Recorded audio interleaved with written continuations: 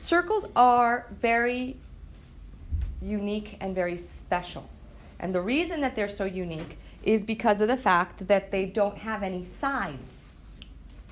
If I wanted to find the distance around a circle, how would I do that? Here's a circle. You need the, what's it called, the diameter. Let's just say that we don't know any special words yet. How do I get the distance around the circle? What would you do if I asked you, hey, what's the distance around that circle? I'll measure the whole. You would probably take a string and you would start it here and you would wrap it around slowly, making sure that you go all the way around back to there. Then you would extend that string out. You would extend that string out and then you would measure the length of it. That's probably what we would do. So the distance around the circle is just in length, one dimension. It's kind of like perimeter. What if I asked you to find the area of the inside of this? What would you do? Multiply. So you would probably start at the very center. You would have to find the perfect center. And then if you had, let's say, little tiny tiles, like little 1 by 1 perfect tiles, because remember, area is the amount of space on the inside. Let's say that we have 1 by 1 tiles. We might put them in here and then realize that as we put them in, we're going to have to cut some, and we're going to have parts of them. And there's going to be some that are pretty cut apart, and it's not really half or a third. So that would be much more complicated. But that's how you would find the space on the inside. When you have the distance around the circle, because of the fact that you do not have sides, we do not call that perimeter. Because the word perimeter is length of sides, and we don't have sides. So instead of calling the distance around a circle the perimeter, we call it the circumference. Just like everything in math, way back when in ancient Greek times, when people didn't have computers, didn't have calculators, didn't have formal math classes, and they were just trying to study the world and see what the heck was going on, they were trying to make sense of it, they would take shapes and look at the relationship between each shape within itself. So what they did is they decided to look at circles and try to find the relationship between the distance around it and how long it was across from the one end to the other, crossing through that perfect center. And what they did is they used several different circles of all sorts of different sizes. They took the diameters, which is the distance from one end to the other, and it goes through the circle's center. And regardless of the size of the circle, whether it was very, very big or very, very tiny, one of the things that they discovered was that the distance from one end to the other, okay, so this here is called the diameter. The diameter, kind of like if you're going to look to see what kind of tires you need on a car, you're going to look at the size, the diameter on the inside, types of things, how big they have to be. And what they discovered was that regardless of the size of the circle, the diameter was able to, if it was bendable, so imagine that this diameter was bendable, they were able to wrap it around a total of 3 times perfectly, and then they had a little extra. 3 times the diameter and a little extra, which was about 1/1400th of a diameter. And they did the same thing with the bigger one. And you've got that whole diameter is there, that whole diameter is there, and a third plus a little. And they kept on doing that with every circle. And they realized again that because of this special size of or shape of the circle, every single distance around was really 3 1400ths of a diameter.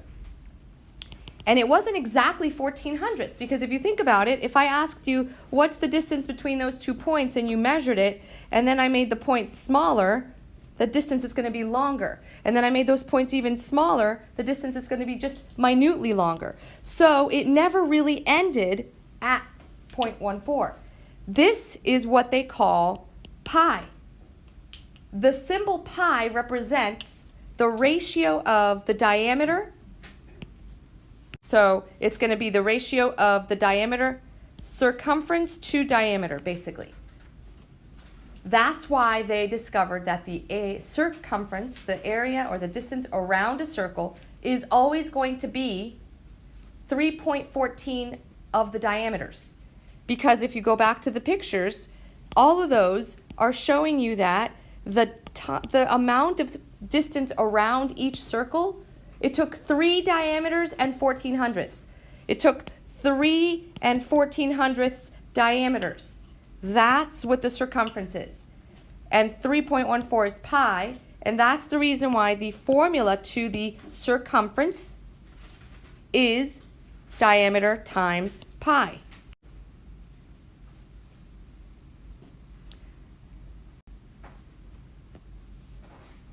So if you know what the diameter of a circle is, or if you know the radius, you know the 2 radii is 1 diameter, then the circumference is always going to be diameter times pi. So in this instance, the radius is 3. That means that the diameter is 6. And if the diameter is 6, the circumference is 6, because it's diameter times pi. And remember, that's distance around, which uses single units like perimeter. So if we are going to use the symbol for pi, and we're not going to actually represent it as a number, we're just going to leave it as pi, this would be 6 pi centimeters. If I wanted to get a number, visual, like an actual number, we round usually pi to about 3.14. So you would do 6 times 3.14. Now, area is a little different. Area is the amount of space on the inside.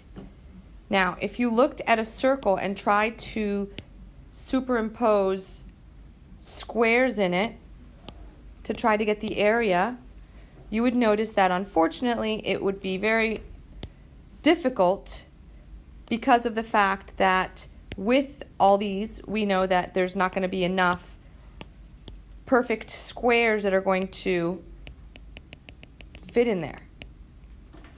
So if we put all these in, even if we were to line them up, you would notice that it makes it very difficult, because once you get up here, for example, you cut some of those, right?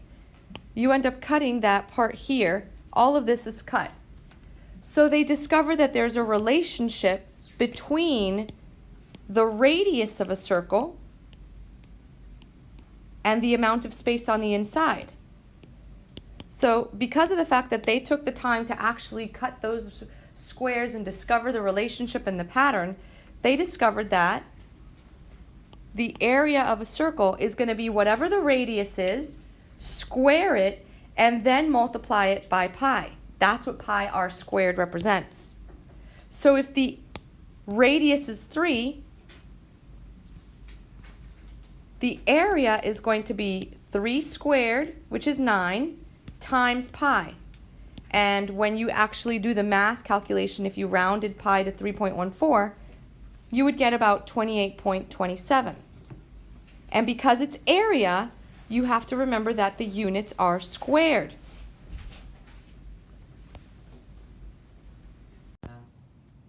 So if I was to try to use pi as the actual amount that it represents, let's say that I was going to multiply 9 times pi, you would notice that if I use my scientific calculator, when you multiply 9 times, and then you choose the symbol for pi, and then you press enter, the actual value that you get goes on forever.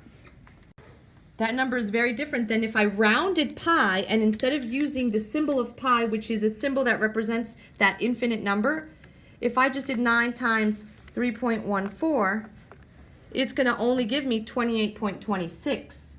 So those are totally different, well, not totally different, but you see the difference between the two. What would I do to find the area of a circle? What's the formula for the area of a circle? Cube. Radius squared times pi. Nice. Radius squared times pi. They call it pi r squared. What is the formula for the circumference, or the distance around?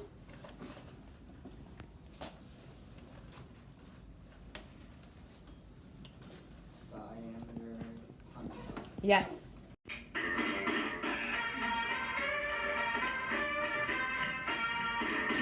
Here is a circle, it knows how to get around. It has a radius from center to rim. And its diameter's a line that goes from side to side while passing through the center.